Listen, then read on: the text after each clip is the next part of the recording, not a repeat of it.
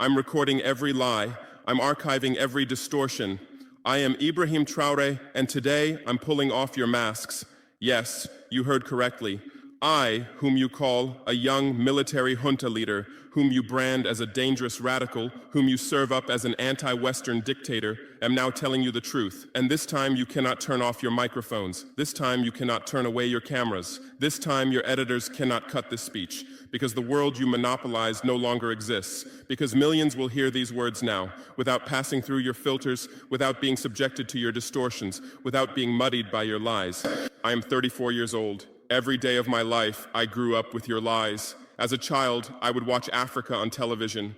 Always the same images: children with flies, dry lands, weapons, death. This is Africa, they told us. This is what Africa is. And we believed it. We were ashamed of ourselves. We were ashamed of our own lands, of our own people. But then I grew up. I read, I researched, I questioned, and I understood that the Africa you showed us wasn't real. The story you told us was a lie. The fate you imposed on us was a script you had written. For years, how have you portrayed Africa? How have you shown it? How have you sold it to your viewers? As if we were creatures who had no share of humanity, as if we were savages left outside of civilization, as if we were wretches waiting for you to save us. Every day, every hour, every minute, the same story plays on your screens. Hunger, war, disease, corruption, terror, chaos.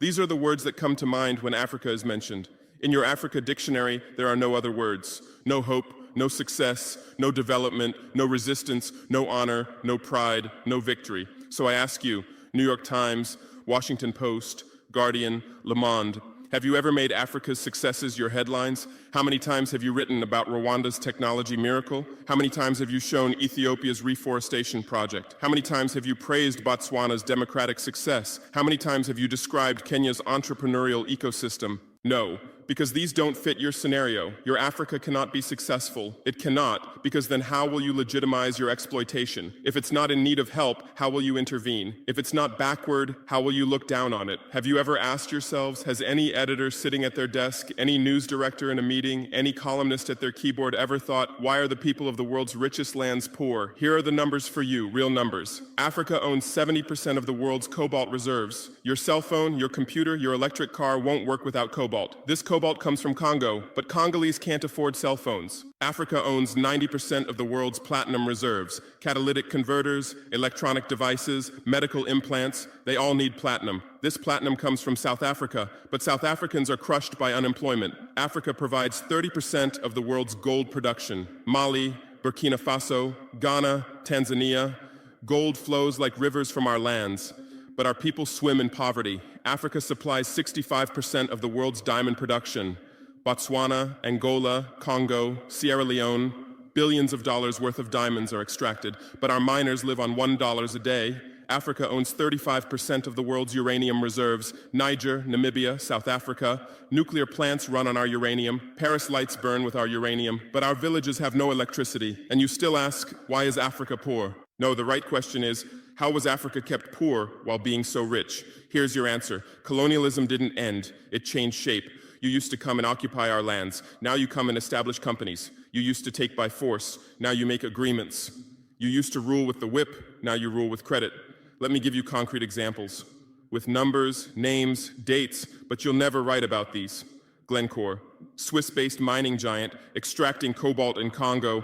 2022 revenue, $256 billion, a tax paid to Congo, $500 million, that's 0.2%. Is this justice? Rio Tinto, British-Australian mining giant, extracting bauxite in Guinea, 20 million tons annually.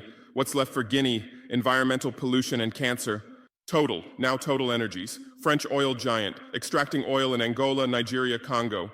2022, profit, $36 billion investment in Africa, dirty pipelines, Anglo-American, founded in South Africa but now in London.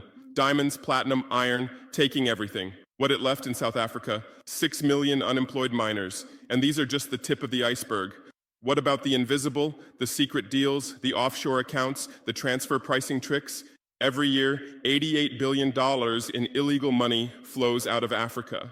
Who writes about this? Every year, $45 billion in aid comes to Africa. Everyone writes about this, but no one says Africa is not the continent receiving aid, it's the continent giving aid.